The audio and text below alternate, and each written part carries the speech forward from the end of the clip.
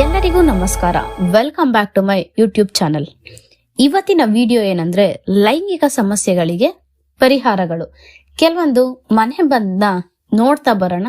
Simple ಆಗಿರೋದನ್ನ tips ನ follow ಮಾಡ್ತಾ ಬರೋಣ ಬನ್ನಿ. ಮೊದಲನೇದು, ಅಶ್ವಗಂಧವನ್ನು ಸೇವಿಸುವುದರಿಂದ ಪುರುಷರಲ್ಲಿ ಲೈಂಗಿಕ ಶಕ್ತಿ ಹೆಚ್ಚಾಗುತ್ತದೆ.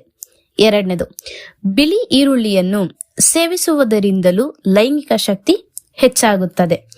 ಮೂರನೇದು, ಬೆಂಡೆಕಾಯಿ ಲೈಂಗಿಕ ಸಮಸ್ಯೆಗಳಿಗೆ ಒಂದು ಒಳ್ಳೆಯ ಔಷಧಿ.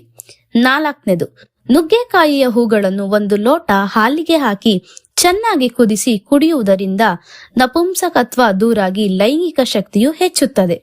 ಐದನೇದು, ಒಣಗಿದ ನುಗ್ಗೆಕಾಯಿ ಮರದ ತೊಗಟೆಯನ್ನು ಕುಟ್ಟಿ ಪುಡಿ ಮಾಡಿ ಆ ಪುಡಿಯನ್ನು ನೀರಿನಲ್ಲಿ ಹಾಕಿ ಚೆನ್ನಾಗಿ ಕುದಿಸಿ ಸೇವಿಸಿರಿ.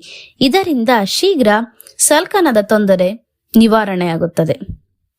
ಆರನೇದು, ದಿನವೂ ನಿಯಮಿತವಾಗಿ ಬಾದಾಮಿಯನ್ನು ಸೇವಿಸುವುದರಿಂದ ಲೈಂಗಿಕ ಶಕ್ತಿ ಹೆಚ್ಚಾಗುತ್ತದೆ. ಏಳನೇದು, ಬಾಳೆಹಣ್ಣಿನಲ್ಲಿ ವೀರ್ಯಾಭಿವೃದ್ಧಿಗೆ ಅವಶ್ಯಕವಾದ ಪೊಟ್ಯಾಷಿಯಂ ಹಾಗೂ ವಿಟಮಿನ್ ಬಿ ಅತ್ಯಂತ ಅಧಿಕವಾಗಿ ಇದೆ. ದಿನವೂ ಬಾಳೆಹಣ್ಣನ್ನು ತಿನ್ನುವುದರಿಂದ ಲೈಂಗಿಕ ಶಕ್ತಿ ವೃದ್ಧಿಯಾಗುತ್ತದೆ.